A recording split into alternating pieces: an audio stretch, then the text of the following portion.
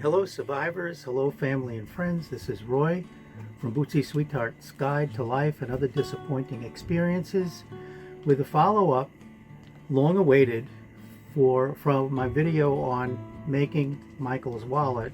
And if you remember, if you watched the video, you will recognize that this is the paper mock-up. What I decided to do, this wasn't the fabric that we were going to use, but I made a mock-up, a real mock-up of the wallet. And this video I will share with you some of the trials and tribulations of working as a craftsman when part of your house is in renovation and you live near JFK Airport. So please stay with me for this part one, or plan A, for making Michael's wallet. Thank you.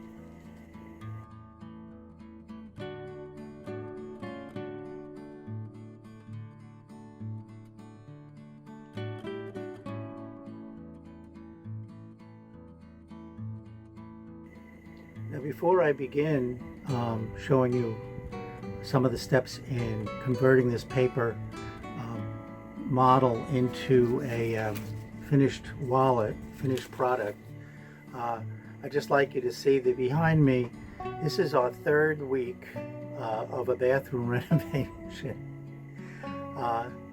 3 weeks without a bathroom. We only have one bathroom. Some generous family and friends and Best Western have made it possible for us to survive without going totally out of our minds.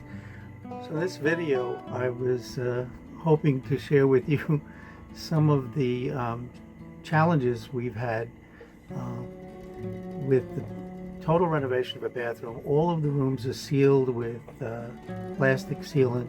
Very difficult to get up to the crafting room to get anything done, no less videoing. The banging and the noise, and then all of a sudden there's a day or two where nothing happens, and we take down some of the coverings and have to put them back up when the construction begins. So because of that, this video is narrated rather than a live voice, so it's a voiceover, and I apologize for that, although I think in some cases that works out very well. I can't remember who I was watching the other day, and I thought her narrations were just excellent. So please stay with me and give me your thoughts at the end of this video. It's not very long, and following the following video, I'll show you the finished product that is actually good enough to give as a gift. Stay with me. Thanks. The first thing I did was get a collection of Star Wars graphics and made a collage that was 8.5 by 11, and I printed it on a piece of fabric, paperback fabric. It's like a muslin. It's really very sturdy, and the back peels off and you're left with just a piece of fabric. This protective sheet is worth keeping. Maybe you can see how shiny it is. It's kind of like no stick, so I saved that backing. And this was fun, looking at all the graphics for Star Wars Lego. Then I want to add the adhesive to the back of this so that I can adhere the lining or the backing fabric to the main part of the fashion fabric. Now, this is sometimes called heat and bond. There's a whole bunch of products on the market, and it really works well. I use it so often for so many things that I buy it by large rolls. It's really simple to use. If you follow the directions I think are different for just slightly different. Sometimes they say steam iron, sometimes dry iron. What you want to do is hold the iron. Now it looks as if I'm pressing, but what I'm doing is picking up and moving the iron each time. I'll put it down and hold it for the required time. I don't know how many seconds it is. I use a Teflon or a silicone sheet to keep the glue from transferring either to the back the ironing board or to the iron. It's a bear to get rid of. And here again is this shiny tear-off backing fabric, backing paper, that is no stick. So you can use that even as a no-stick ironing cover sheet, and you won't get your iron messed up, as I've done many, many, many times. The backing I always cut a little bit larger. It's just easier. I'm not a great measurer. I keep making mistakes as much as I try not to. So this is easy, just to cut it larger than the fabric that you're adhering it to. Because the adhesive is face up right now, it's landing all over the backing sheet if there's any overage. But there really isn't going to be a lot, because the adhering sheet was, the adhesive was pretty well to the size of the collage. Now all you do then is just trim the overage. There's not a lot of waste. If you're concerned about the waste, I would just measure a little closer than I did. I just grabbed a piece of backing fabric and cut it out. When you're done with this now, you have a piece of backed aligned fabric that you can use for a lot of projects. And it helps the fabric not to fray as well, because the adhesive is sort of gluing down the raw edge of the fabric. It can still fray, but much, much less.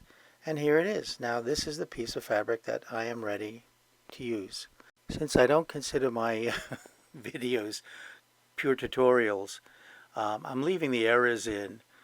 My feeling is I'm just going to explore what I do and video that and let you make up your own mind. Here I'm applying the adhesive vinyl. This is a great product. You can use it for so many things, and I've had some luck without hurting it, adhering the vinyl to paper and cardboard. Got to be a little careful because it's heat bonded, so you can actually damage the paper. But I find with fabric it is a great product. You peel off the backing sheet, and there's a very slight tackiness to the vinyl, and sticky side down on the fabric. You cover the fabric you want to protect with the vinyl. Try to get as many of the wrinkles out. It's not as ornery as contact paper. You know how that always buckles and you get the bumps and lumps. This is a little easier to adjust. And here again I'm using 2 sheets of silicone or protective paper to iron on. One of the errors I made here was I did a little too much aggressive ironing instead of pressing. I moved the iron while it was still down instead of picking it up. That may have had some effect on this, but it worked out fine. There are not a lot of, in fact there are no wrinkles in this at all.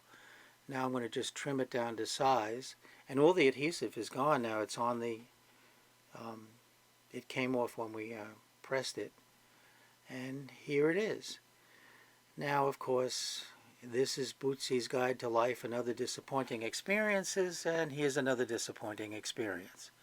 You know from the paper model that I made, I took the approximate measurements and I measured, so here I'm cutting the measuring and cutting the width of the wallet when it was opened, and I forget what that was.